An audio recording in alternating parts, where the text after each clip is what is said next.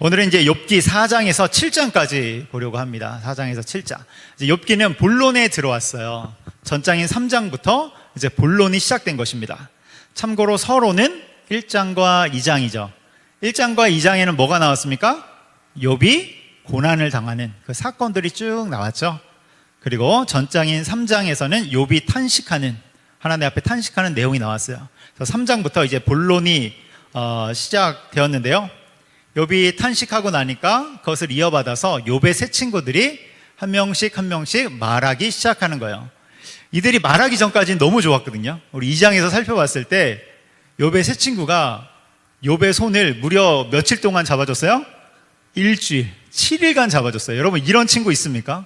고난당할 때 그 옆에서 정말로 그 이야기를 묵묵히 들어주는, 일주일 동안 들어주는 그 친구가 어디 있어요? 너무나도 놀라운 친구이죠. 그런데 이들이 이제 말을 하기 시작하면서 온갖 문제가 발생돼요. 항상 문제가 입에 있는 것 같아요. 그래서 문제가 이제 발생되기 시작하는데 4장부터 욥의 세 친구들이 이야기를 합니다. 그럼 욥의 세 친구는 누굴까? 우리 PPT 한번 슬라이드 한번 띄워주세요. 2장 11절에 나오는데 대만 사람 엘리바스, 그리고 수아 사람 빌닷, 그리고 나아마 사람 소발이죠. 엘리바스, 빌닷, 소발, 이 세 사람이 친구예요. 이 중에 이제 엘리바스가 가장 먼저 이야기를 시작하고 엘리바스가 끝나면 그것을 받아서 욥이 대답하기 시작하는 것입니다. 그게 이제 4장부터 7장 오늘 본문의 내용이 되고요. 참고로 이제 이야기를 할 때 순서가 있어요. 어떤 순서로 이야기를 하냐면 다음 슬라이드 보여주세요. 이런 순서로 이야기를 합니다. 엘리바스가 이야기하고요, 그 다음에 빌닷이 이야기하고 소발이 이야기하고, 이런 순서대로 그냥 아무렇게나 이야기하는 것이 아니라 순서가 있어요. 마치 대담 토론회를 하듯이 각 이제 발제자의 순서가 있는 거예요. 이런 순서로 진행이 되는데 이때마다 이 사이사이마다 욥이 대답을 해요. 이걸 받아서 욥이 듣고만 있는 것이 아니라 반론을 제기하죠. 다음 그림 보여주세요. 그래서 이렇게 되는 것입니다. 엘리바스가 이야기를 하면 욥이 받아서 대답을 하고, 빌닷이 이야기하면 2번 주자죠, 욥이 받아서 대답하고, 3번 주자 소발이 이야기하면 욥이 받아서 대답하고, 이게 한 사이클이에요. 그럼 소발이 얘기를 끝났으면 거기서 끝나는 것이 아니라 다시 1번으로 돌아갑니다. 엘리바스가 이야기하면 욥이 받아서 이야기하고, 빌닷이 이야기하면 또 욥이 받아서 무한 궤도가 시작된 거예요. 그래서 무한 토론회, 무한 대담이 시작된 것입니다. 이렇게 쭉 세 바퀴를 돌아가게 되고요. 이 중에 이제 이 세 친구 중에 리더격이 엘리바스예요. 그래서 가장 먼저 이야기하고 이야기의 분량도 제일 많습니다. 그래서 이제 앞으로 이런 흐름으로 진행된다. 20장 중반부까지는 이런 흐름으로 쭉 진행이 된다. 여러분 기억하시고요. 앞으로도 계속 나올 테니까요. 가다 보면 더 명확히 알 수 있을 것입니다. 자, 4장을 살펴보도록 할게요. 자, 4장 1절. 4장 1절 같이 읽습니다. 대만 사람 엘리바스가 대답하여 이르되, 그래서 이제 가장 먼저 엘리바스가 입을 열어서 말하기 시작하는 것이죠. 2절 시작. 누가 내게 말하면 내가 실증을 내겠느냐? 누가 참고 말하지 아니하겠느냐? 아멘. 그래서 참고로 이제 욥기는 어디에 들어왔냐면 운문체에 들어왔어요. 3장부터는 운문체, 시의 형태예요. 그러니까 일종의 문학 작품이죠. 시의 형태. 그래서 방금 읽은 이 부분도 시입니다. 시.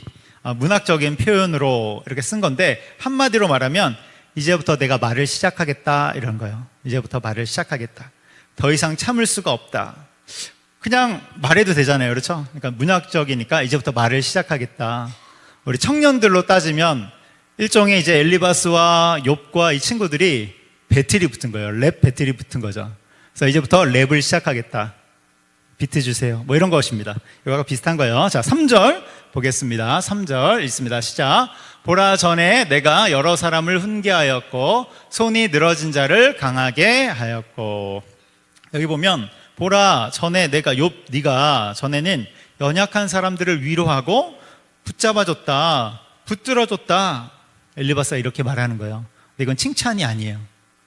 너 옛날에 넘어진 사람들을 위로하고 너 그런 사람들을 붙잡아줬지, 강하게 했지.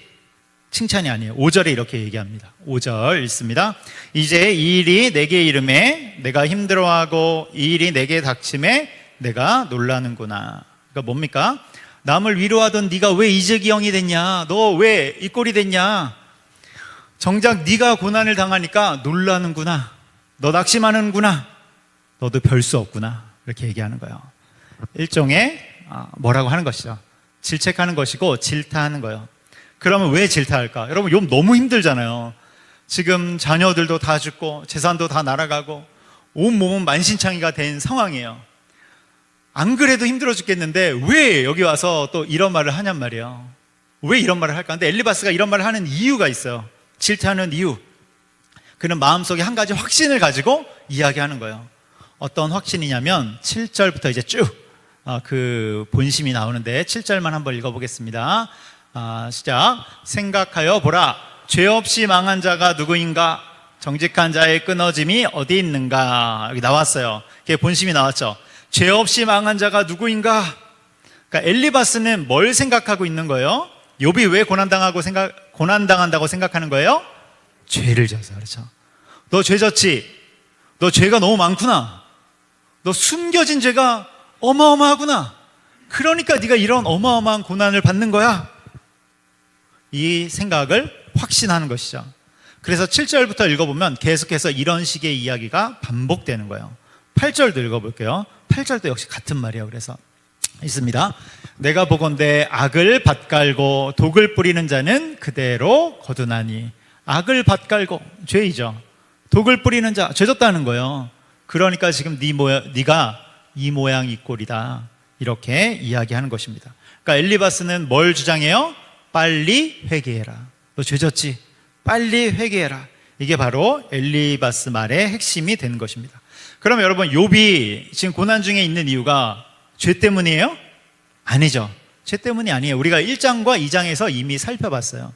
욥이 고난을 받는 이유는 하나님의 깊은 뜻이 있단 말이에요. 그의 인생을 사용하실 하나님의 큰 뜻이 있어요. 근데 보통 사람들은 어떻게 생각해요? 엘리바스처럼 생각해요. 너 죄졌지? 너 삶이 힘든 거 보니까 죄가 있구나. 보통 사람들은 다 이런 식으로 생각한단 말이에요.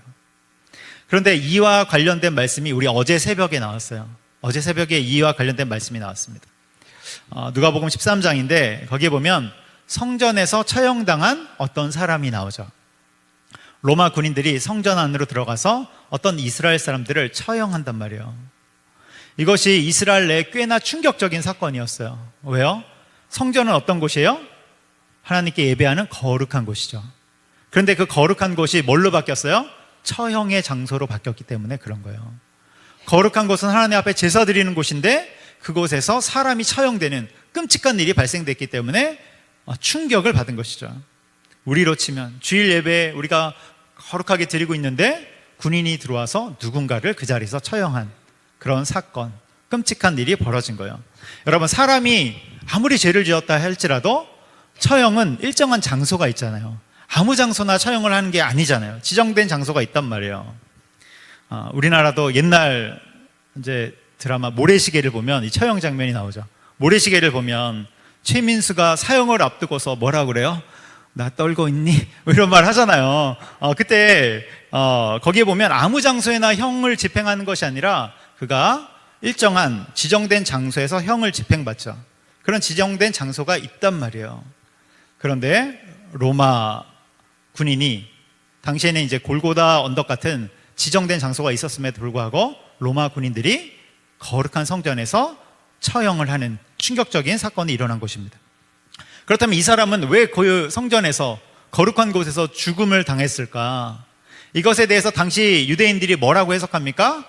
이 사람은 끔찍한 죽음을 당했으니까 죄가 많아. 우리가 모르는 죄가 많아. 이렇게 이야기한단 말이에요. 이렇게 해석했단 말이에요. 이것에 대해서 예수님이 뭐라고 말씀하십니까? 다른 사건을 들어서 말씀하시죠. 어떤 사건이냐면 누가복음 13장에 실로암 망대가 무너져서 18명이 죽은 사건이 나온단 말이에요. 실로암 망대가 무너졌어요. 그럼 망대는 일종의 이제 군사 목적으로 만든 감시탑이죠. 우리 망대하면 어려워요. 망대 말이 어려워요. 망대는 어렵지만 앞에 전자를 하나 붙이면 조금 쉬워요. 전망대 이렇게 생각하면 조금 쉽습니다. 그래서 여기에서 이것이 무너져서 여러 사람이 죽어서 이스라엘 내에서는 꽤나 사회적으로 큰 충격을 줬던 사건이에요. 그때도 유대인들이 뭐라고 해석했냐면 이곳에서 죽은 사람들의 이유는 죄가 많아서야 이렇게 해석했단 말이야. 그들은 죄가 많아서 거기에서 죽었어. 여러분, 죄가 많아서 죽은 거야, 죄가 많아서 고난받는 거야, 이거 뭐예요? 우리가 지금까지 봤던 것처럼 인과론이죠. 인과응보. 이렇게 해석하는 것이 가장 손쉬운 해석이고 가장 단편적인 해석이에요. 죄를 갖다 붙이면 다 됩니다. 죄를 갖다 붙이면 돼. 여러분, 오늘 일진 좋으셨어요? 안 좋으셨어요?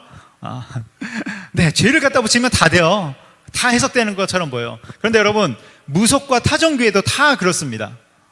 내가 지금 요즘 내 인생이 이 모양 이 꼴인 게 뭐 때문이에요? 전생에 죄가 많아서. 전생에.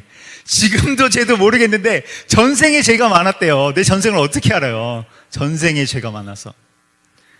또 뭐라고 말해요? 조상이 죄가 많아서. 조상이 공덕을 안 쌓았대요. 내 조상이 공덕을 쌓았는지 안 쌓았는지 어떻게 알아요? 그래서 네가 지금 이 모양 이 꼴이야, 이렇게 이야기하죠. 오늘 아침에 출근해야 되는데 버스가 잘 안 와요. 버스가 늦게 와가지고 지각했어요. 그럼 우리 생각하죠. 내가 오늘 말씀을 안 읽었는데 말씀을 안 읽어서 버스가 늦게 왔나? 아니요, 늦게 나와서 지각한 거예요, 여러분. 요즘 일진이 안 좋은데 기도를 빼먹어서 그런가? 여러분, 하나님이 그런 사인을 주실 때가 있어요. 그렇게 사인을 주실 때가 있어요. 그러나 대부분은 그냥 벌어진 일일 수 있는 것이죠. 하나님은 내가 기도 한번 빼먹었다고 나에게 꾸지람을 주시거나 징계를 주시거나 그런 하나님은 아니세요. 우리가 이것을 알아야죠. 그래서 예수님이 뭐라고 대답하십니까? 누가복음 13장 4절로 5절에서 이렇게 말씀하세요. 누가복음 13장 4절 5절. 제가 4절, 여러분들이 5절 있습니다. 또 실로암에서 망대가 무너져 치어 죽은 18사람이 예루살렘에 관한 다른 모든 사람, 너희보다 죄가 더 있는 줄 아느냐? 5절 시작. 너희에게 이르노니 아니라 너희도 만일 회개하지 아니하면 다 이와 같이 망하리라. 아멘. 여기 보면 5절에 아니라, 너희에게 이르노니 아니라 예수님이 말씀하죠. 그러니까 제발 헛말 하지 말아라. 말도 안 되는 소리 좀 하지 말아라. 무조건 죄와 연결하지 말아라. 이렇게 말씀하는 거예요. 그러면서 너희도 만일 회개하지 아니하면 다 이와 같이 망하리라. 이거 뭐라고 했어요? 너나 잘하세요 라고 했어요. 너나 잘하세요. 예수님이 말씀하신 거예요.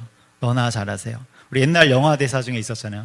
그래서 제가 오늘 가져오려고 하다가 안 가져왔습니다. 이영애 시간 영화 대사 너무 잘하더라고요. 너나 잘하세요. 그러니까 남의 죄를 살피지 말고, 그러니까 단편적으로 해결하려고 하지 말고, 남의 고난에 대해서 네가 판결하려 하지 말고 먼저 너의 죄를 살피라, 이렇게 말씀하는 거예요. 요한복음 21장 18절에서 이렇게 말씀합니다. 요한복음 21장 18절 있습니다. 시작. 내가 진실로 진실로 내게 이르노니 내가 젊어서는 스스로 띠띠고 원하는 곳으로 다녔거니와 늙어서는 내 팔을 벌리리니 남이 내게 띠띠우고 원하지 아니하는 곳으로 데려가리라. 아멘. 이 구절은 예수님이 베드로에게 대해서 예언하시는 장면이죠. 역시 새벽에 말씀드렸는데요, 베드로에 대해서 예언하시는 장면이에요. 여기 보면 내가 젊어서는, 베드로 네가 젊어서는 스스로 띠띠고 네가 원하는 곳으로 다녔지만 늙게 되었을 때는 팔을 벌리고 다른 사람이 너를 끌고 갈 거야. 베드로의 죽음을 예고하는 말씀이죠. 그럼 베드로가 마지막 순간에 어떻게 죽습니까? 순교로 죽지 않습니까? 십자가형을 당했다고 알려져 있어요. 그래서 요한복음 21장 19절에서는 이렇게 말씀합니다. 다음 구절 있습니다. 시작. 이 말씀을 하심은 베드로가 어떠한 죽음으로 하나님께 영광을 돌릴 것을 가리키심이러라. 이 말씀을 하시고 베드로에게 이르시되 나를 따르라 하시니. 아멘. 그래서 앞으로 베드로가 어떻게 될지 예수님이 예고해 주신 거예요. 베드로가 어떤 죽임을 당할지. 그러면 우리는 이 이야기를 듣고 묵상해야 되는데 베드로는 뭐라고 해요? 그럼 요한은 어떻게 됩니까? 옆에 있는 요한을 보고 요한은 어떻게 됩니까? 이렇게 묻는 것이죠. 이때 예수님의 대답이 요한복음 21장 22절이에요. 요한복음 21장 22절 읽습니다. 시작. 예수께서 이르시되 내가 올 때까지 그를 머물게 하고자 할지라도 내게 무슨 상관이냐? 너는 나를 따르라 하시더라. 아멘. 여기 보면 내게 무슨 상관이냐? 너는 나를 따르라. 다시 말해서 너나 잘 따라와라, 이 말씀이죠. 이걸 다르게 말하면 각 사람마다 부르심이 다르다는 거예요. 부르심이 다르다는 것입니다. 이걸 고난에 적용하면 고난도 다 다르다는 거예요. 각 사람마다 고난의 이유가 다 다르다는 거예요. 그런데 자꾸만 타인의 고난에 자신의 해석을 넣지 말라는 것입니다. 그런데 예수님이 이 말씀을 하셨죠. 그를 머물게 하고자 할지라도 내게 무슨 상관이냐, 너는 나를 따르라, 이렇게 말씀하세요. 우리가 이 말씀은 우리가 갖는 어떤 호기심이나 신앙적 호기심이나 다른 질문들이 쓸데없다는 말은 아니에요. 그리고 타인에 대한 관심들, 형제나 자매에 대한 관심들이 전혀 불필요하다는 그런 말이 아니에요. 관심 갖지 말라, 그런 말이 아니에요. 반대로 우리는 관심을 가져야죠. 형제 자매를 관심 가져야 돼요. 그런데 가장 먼저 뭘 해야 되냐면, 가장 먼저 내 자신이 예수님을 잘 따르고 있는지 그것을 살펴야 된다는 거예요. 가장 먼저 나의 신앙이 바로 서 있는지를 살펴야 한다는 거예요. 그런데 우리는 나의 신앙을 살피지 않고 자꾸만 어디로 가요? 다른 사람을 위로하는 자리가 아니라 판결하는 자리로 간단 말이에요. 지금 엘리바스도 마찬가지예요. 엘리바스도 욥을 위로하는 자리가 아니라 판결하는 자리에서 그를 정죄하고 있잖아요. 그걸로 간다는 거예요. 그래서 예수님이 너는 나를 따르라 이렇게 말씀하시는데, 여러분, 우리가 예수님을 따른다는 것이 무엇입니까? 예수님을 따른다고 했을 때 예수님을 따른다는 게 뭐예요? 첫 번째는 세상의 풍조를 따르지 않는 거예요. 세상의 풍조. 그래서 육신의 정욕, 안목의 정욕, 이생의 자랑, 이런 것에서 방향을 돌리는 것입니다. 예수님이 요한복음 21장에서 너는 나를 따르라 이렇게 말씀하셨죠. 방향을 돌리는 거예요. 여러분, 방향을 돌리시기 바랍니다. 포기할 것이 있다면 포기하시기 바랍니다. 이생의 자랑, 육신의 정욕, 안목의 정욕에서 방향을 돌리는 것, 이것이 바로 예수님을 따르는 거예요. 두 번째는, 예수님을 따르는 두 번째는 예수님을 배우고 온전한 사람으로 그렇게 그리스도의 장성한 분량에까지 이르는 것입니다. 에베소서 4장 13절 읽어볼게요. 있습니다. 우리가 다 하나님의 아들을 믿는 것과 아는 일에 하나가 되어 온전한 사람을 이루어 그리스도의 장성한 분량이 충만한 데까지 이르리니. 아멘. 여기 보면 온전한 사람을 이루어, 두 번째 줄 뒤에 나오죠. 온전한 사람을 이루어 그리스도의 장성한 분량이 충만한 데까지 이르리니. 그래서 우리는 끊임없이 예수 그리스도를 배우는 것입니다. 여러분, 예수 그리스도를 배우시기 바랍니다. 주님의 성품을 배우고요, 온유함을 배우고, 사랑을 배우고, 특별히 주님의 말씀을 배우면서 그리스도의 장성한 분량에 이를 곳까지 우리는 향해 나가는 거예요. 그래서 금요교대에도 모여서 말씀 듣고, 또 평소에도 말씀 읽고, 뿐만 아니라 제자훈련도 잘하고, 그리고 순종의 연습도 하고, 그러면서 우리는 예수님을 닮아가는 것입니다. 우리 옆 사람과 한번 인사합시다. 예수님을 닮아갑시다. 뒷사람과도 예수님을 닮아갑시다. 네, 여러분의 얼굴에서 예수님이 보입니다. 세 번째는 하나님의 나라를 세우기 위해 힘쓰는 것입니다. 하나님 나라를 세우기 위해 힘쓰는 거예요. 예수님을 따른다는 것은 하나님의 나라를 세우기 위해서, 쉽게 말하면 주님의 사역에 함께 동참하는 거예요. 그래서 복음을 전하고, 낙심된 자들을 보면 위로해주고, 그리고 배고픈 자들에겐 먹을 것을 주고, 뿐만 아니라 모든 사람들에게는 중보기도를 해주는 것, 이것이 바로 우리가 해야 될 일이죠. 이걸 조금 심플하게 적용하면 교회 사역과 봉사에 잘 참여하는 것도 여기에 해당되는 것입니다. 그렇게 우리는 삶의 자리에서, 교회와 직장과 가정과 학업과 모든 자리에서, 모든 삶의 터전에서 예수 그리스도를 따르는 것입니다. 여러분, 그렇게 나가는 우리가 되기를 축복합니다. 여기까지가 말씀의 첫 번째, 먼저 나의 신앙을 점검하라입니다. 먼저 나의 신앙을 점검하라. 이제 두 번째요. 두 번째는 죄로 인한 고난이 존재한다입니다. 죄로 인한 고난이 존재한다. 다시 이제 본문으로 돌아왔어요.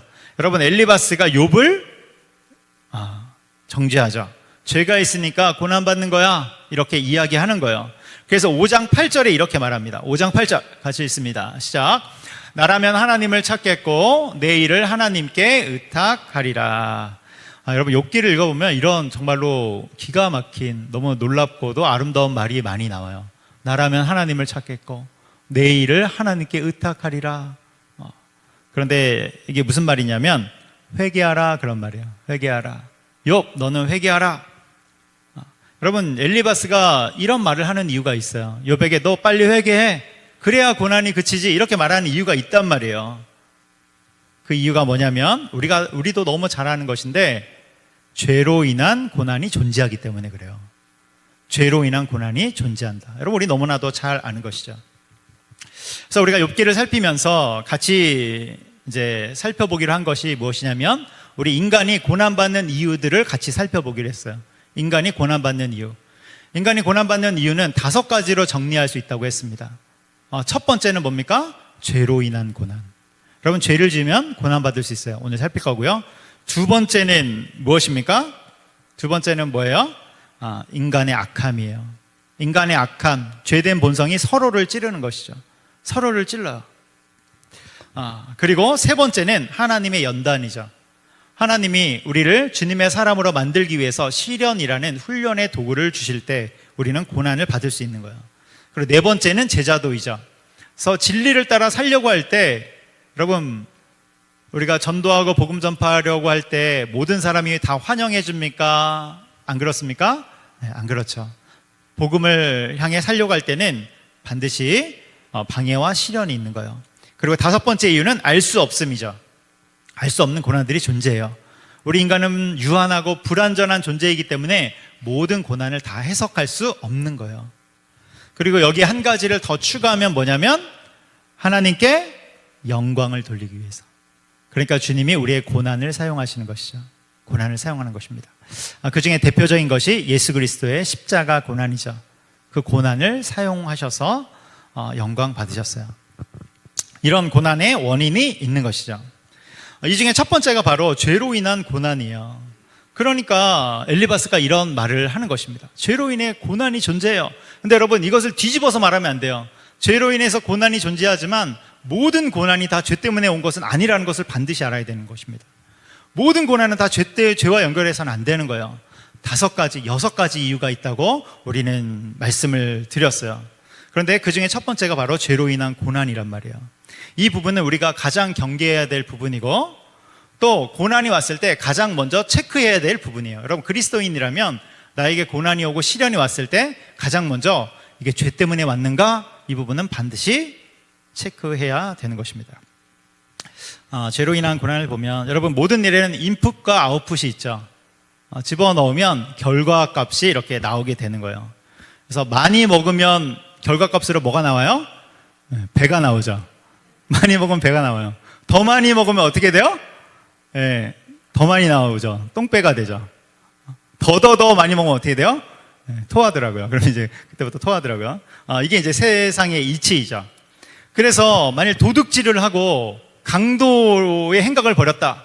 그러면 그 결과값으로 뭐가 주어져요? 감옥이라는 고난이 주어지는 거예요. 그리고 자동차를 몰고 가다가 신호위반이라는 그런 일을 했다. 그러면 그 결과값으로 뭐가 날라와요? 범칙금이 날라오죠. 가슴 아픈 쓰라린 범칙금이 날아오는 것입니다. 인풋이 있으면 결과값이 있죠. 성경에도 보면 다윗이 밧세바를 범하는 중대한 죄를 져요. 다윗이 밧세바를 범하지 않습니까? 근데 이런 것을 보면 성경은 정말로 위대한 책이다. 여러분, 위인전이었다면 이 이야기가 있었을까요? 없었을까요? 없죠. 빼죠. 다윗의 위인전이라면 밧세바 이야기는 없어요. 그런데 성경은 그대로 다 적죠. 그래, 그것을 통해서 인간이 어떤 존재인지 알려주고 있는 거예요. 여러분, 우리 인간이 어떤 존재입니까? 하나님 없이는 소망이 없는 존재라는 거예요. 여러분, 하나님 없이는 소망이 없는 게 바로 우리 인간입니다. 그래서 다윗이 밧세바를 범하는 그 죄로 인해서 어떤 열매를 맺게 됩니까? 그가 징계와 심판을 받는데, 첫 번째는 새로 태어난 아이가 죽게 되는 그 끔찍한 열매를 받게 되죠. 그리고 두 번째는 훗날 압살롬의 반역 때 다윗의 후궁들이 수치를 당하는, 부끄러운 일을 당하는 결과를 얻게 되는 거예요. 다윗이 수치를 당한 것이죠. 그래서 여러분, 가장 이 고난의 원인 중에 기본적인 것이 죄로 인한 고난인데, 이때 죄로 인한 고난은 2가지로 나눠져요. 2가지. 첫 번째는 하나님이 디자인해 놓으신, 만들어 놓으신 창조 질서 속에서 자동적으로 발생되는 열매입니다. 그것이 죄로 인한 고난이에요. 그리고 두 번째는 특정한 목적을 갖고 하나님이 우리 가운데 주시는 것인데, 특정한 목적, 우리를 돌이키게 하게끔 하기 위해서, 우리를 바른 방향으로 돌리게끔 하기 위해서 주시는 징계로 인한 고난, 이것이 되는 것입니다. 그러니까 첫 번째는 창조 질서 속에서 자동적으로 맺혀진다. 두 번째는 하나님이 특별한 목적을 가지고 죄로 인한 고난을 사용하신다. 예를 들어 여러분, 거짓말을 일삼는 자는 어떻게 됩니까? 여러분, 거짓말을 잘 하시는 분들이 있다면 빨리 돌이키시기 바라요. 거짓말을 일삼는 자는 그 거짓말이 들통나서 곤욕을 치르게 되죠. 고통을 받게 됩니다. 그러니까 죄의 열매가 자동적으로 맺혀지게 돼요. 하나님이 만들어 놓으신 창조 질서 속에서 그러한 일을 하는 자들은 자동적으로 고통을 받게 되는 것이죠. 이게 1번이요. 창조 질서 속에서 자동적으로 맺혀진다. 그런데 좀 전에 말씀드린 다윗은 어떤 것입니까? 하나님이 특정한 목적을 가지고 다윗을 징계한 것이죠. 어떤 목적이요? 그를 하나님의 사람으로 만들기 위한, 잘못된 방향으로 나갔을 때 그것을 돌리기 위한 목적을 가지고 하나님이 다윗에게 징계하신 것이에요. 그래서 여러분 여기에는 죄로 인한 고난, 특별히 하나님이 주시는 그 고난에는 목적이 있다는 것을 여러분 기억하시기 바랍니다. 하나님은 징계를 좋아하실까요? 안 좋아하실까요? 안 좋아하죠. 여러분, 그것은 부모가 자녀를 대할 때를 생각해 보면 알아요. 여러분, 자녀를 징계하는 것이 마음 편합니까? 마음 아픕니까? 네, 말씀 안 하셔도 되죠. 너무 마음 아파요. 자녀를 징계한다는 것은 정말로 너무나도 힘든 일이고, 그리고 자녀가 잘못했을 때마다 다 뭐라고 합니까? 아니죠. 그러지 않는단 말이에요. 정말로 엇나갔을 때 어떤 특정한 목적을 가지고 자녀를 훈육하게 되는 것이죠. 그런 것처럼 그와 비슷해요. 우리를 가만히 놔두면, 하나님이 우리를 가만히 놔두면 우리가 죄 가운데서 사망을 향해 달려가기 때문에 거기에 방향을 돌리게끔 하기 위해서 우리 가운데 고난이라는 것을 주는 거예요. 죄로 인한 고난. 그래서 그것은 다른 말로 하면 하나님의 징계인데, 하나님의 징계는 이꼴 뭡니까? 사랑이라고 말씀하는 거예요. 사랑. 우리를 살리기 위해서 주시는 징계이기 때문에 벌이 아니라 사랑이다. 잠언 3장 12절을 읽어보도록 하겠습니다. 잠언 3장 12절 같이 읽습니다. 대저 여호와께서 그 사랑하시는 자를 징계하시기를 마치 아비가 그 기뻐하는 아들을 징계함 같이 하시느니라. 아멘. 이게 뭐라고 나옵니까? 그 사랑하는 자를, 이렇게 나오죠. 사랑하는 자를 사랑하게 징계한다는 것입니다. 사랑이 없으면, 관심도 없으면 징계 자체가 없는 것이죠. 히브리서 12장 11절입니다. 히브리서 12장 11절 읽습니다. 무릇 징계가 당시에는 즐거워 보이지 않고 슬퍼 보이나 후에 그로 말미암아 연단받은 자들은 의와 평강의 열매를 맺느니라. 아멘. 징계받으면 너무 힘들어요. 즐겁지 않습니다. 그러나 그로 말미암아 어떻게 됩니까? 의와 평강의 열매를 맺게 되는 것이죠. 다른 말로 해서 바른 길, 평강의 길, 사망의 길이 아니라 평강의 길 가운데 들어오게 되는 거예요. 그래서 주님이 주시는 징계는 우리를 살리는 사랑의 매라는 것입니다. 그래서 죄로 인한 고난은 시도 때도 없이 주시는 것이 아니라 목적을 반드시 갖고 있어요. 하나님이 기분 나쁘기 때문에 야, 너 한번 힘들어 봐라 해서 주시는 게 아니란 말이에요. 여러분, 부모도 마찬가지죠. 자녀들 야, 너 그냥 죽어봐라 하면서 하는 사람은 진짜 부모 아니잖아요. 그렇지, 올바른 부모가 아니잖아요. 그런 것처럼 하나님도 죄로 인한 고난을 주실 때는 특정한 목적이 있다. 그 목적이 뭐예요? 돌이키는 거. 글로 가면 죽기 때문에 돌이켜서 의와 평강의 길로 들어오게, 바른 길, 평강의 길로 들어올 수 있도록 하는 것입니다. 그래서 지혜로운 사람은 어떤 사람입니까? 빨리 돌이키는 것이죠. 빨리 돌이키는 것. 하나님의 징계가 있기 전에 빨리 돌이키는 것이 훨씬 더 지혜로운 것이요. 그래서 우리가 방향을 틀면 그 징계는 사라지는 거예요. 어리석은 사람이 어떤 사람입니까? 하나님의 심판과 징계가 있음에도 불구하고 계속 그 자리에 거하는 자, 가장 어리석은 자입니다. 가장 어리석은 자. 방향을 돌렸을 때 그 고난이 끝나는 거예요. 그래서 여러분, 이런 죄로 인한 고난이 존재하기 때문에 엘리바스가 이런 말을 하는 것이고, 또 우리도 다 알고 있습니다. 그리고 그리스도인은 나에게 고난이 왔을 때 가장 먼저 뭘 살핍니까? 이게 혹시 죄로 인한 고난은 아닌가? 살피는 것은 지혜로운 거예요. 그것은 굉장히 잘한 것입니다. 그런데 여기에서 틀린 지점은 뭐예요? 다른 사람의 죄를 해석해 줄 때, 너 죄 때문에 그런 거지? 라고 단정할 때, 판결하기 시작하면 그것이 잘못됐다는 것입니다. 정리를 해볼게요. 죄로 인한 고난을 정리하면, 나에게 고난이 왔을 때 그리스도인이 1번으로 해야 할 것은 내 죄를 살피는 것입니다. 그러면서 동시에 알아야 할 것은 죄가 모든 것은 아니다. 모든 고난이 다 죄로 인해 온 것은 아니다. 이것을 반드시 체크해야 되는 거예요. 그리고 타인의 고난에 대해서는 그런 식으로 접근하지 말고 정죄나 비난과 판결로 접근하는 것이 아닙니다. 이것이 지금 엘리바스가 하고 있는 것이죠. 여러분 이 사실을 기억하시기 바랍니다. 그래서 고난의 첫 번째 이유는 죄다. 이에 대한 이제 욥의 반응, 대답이 6장과 7장이 나옵니다. 욥의 반응이 6장과 7장인데 세 가지로 요약돼요. 세 가지로 요약. 첫 번째 욥이 뭐라고 말하냐면 그게 무슨 위로냐 이렇게 얘기해요. 그게 무슨 위로냐. 지금 내 이 꼴을, 내 몰골을 보면서도 넌 그 말이 나오냐. 이것을 고상하게 문학적으로 표현한 것이 바로 6장과 7장이에요. 두 번째는 내가 어떤 죄를 지었는지 모르겠다 이렇게 얘기해요. 내가 어떤 죄를 지었는지 모르겠다. 그러니까 엘리바스의 말에 정면으로 반박하는 것이죠. 너 죄 때문에 지금 고난이 있잖아. 여러분, 내가 어떤 죄를 지었는지 난 모르겠는데. 이 말은 욥이 나는 죄인이 아니야. 나는 완전 무흠한 사람이야. 이렇게 교만하게 말하는 게 아니에요. 그래서 이 부분을 읽을 때 잘 읽어야 돼요. 나는 완전한 사람이야. 그렇게 말하는 것이 아니라 엘리바스가 너 죄 때문에 고난이 왔잖아.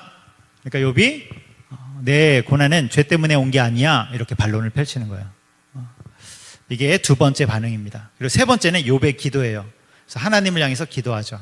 탄식의 기도를 드리는 것, 이것이 욥의 반응이 됩니다. 하나씩만 짧게 살펴보면 먼저 첫 번째, 그게 무슨 위로냐 이렇게 얘기해요. 6장 14절에서 15절 읽어보도록 하겠습니다.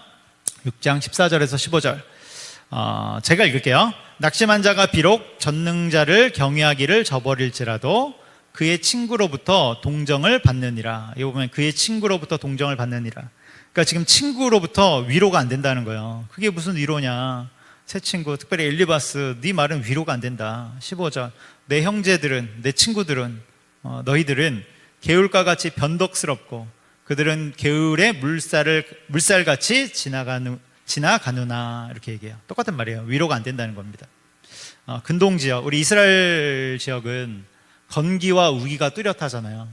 그래서 건기에는 말랐다가도 우기, 비가 막 내리면 개울이 넘쳐 흐르죠. 물이 흘러요. 그걸 이제 와디라고 이야기하는데 그런 것처럼 변덕스럽다는 거예요. 배신감이 든다. 이것을 이렇게 문학적으로 표현하는 것입니다. 여기 이렇게 길게 써놨지만 우리는 우리나라 속담으로 한마디로 할 수 있어요. 너 불난 집에 부채질하고 있구나. 이렇게 한마디로 할 수 있습니다. 이게 이제 첫 번째 반응이에요. 그리고 두 번째, 내가 어떤 죄를 지었는지 모르겠다. 대표적인 구절이 6장 30절이죠. 6장 30절 한번 같이 읽겠습니다. 시작. 내 혀에 어찌 불의한 것이 있으랴. 내 미각이 어찌 속임을 분간하지 못하랴. 아멘. 내가 어찌 불의한 것이 있겠느냐. 어찌 속임을, 죄를 분간하지 못하겠느냐. 그래서 내가 어떤 죄를 지었는지 모르겠다. 이것은 아까도 말했듯이 욥이 교만하기 때문에 이 말을 하는 것이 아니라 지금 내가 고난당하는 것은 죄로 인한 고난이 아니다. 반론을 펼친 거예요. 그리고 세 번째로 욥의 기도, 하나님을 향한 탄식의 기도인데요. 7장 7절부터 7장 끝까지 나오는 것입니다. 그래서 욥이 이제 고난 속에서 탄식해요. 그러면서 하나님께 기도합니다. 이거를 쭉 읽어보면 어떤 측면에서 원망처럼 보이기도 해요. 하나님께 원망하는 것으로 보입니다. 그런데 잘 살펴보면 너무 고통스러우니까 살려달라는 절규이죠. 하나님 앞에 절규하는 거예요. 여러분, 우리도 너무나도 고통스러우면 이런 절규를 하게 되죠. 그리고 그 고난이 너무나도 절대적이고 너무나도 큰 고난일 때 여러분 원망이 나오기도 합니다. 목사님, 저는 원망이 안 나오는데요. 아직 감당할 수 있어서 그래요. 감당할 수 있으니까 원망이 안 나오는 거예요. 저는 불평을 한 적이 없는데요. 아직 그런 상태입니다. 여러분, 근데 감당할 수 없는 고난이 나오면 입에서 그런 말이 나오기도 하죠. 왜요? 하나님께 서운하거든요. 섭섭하거든요. 그래서 그런 책도 있잖아요.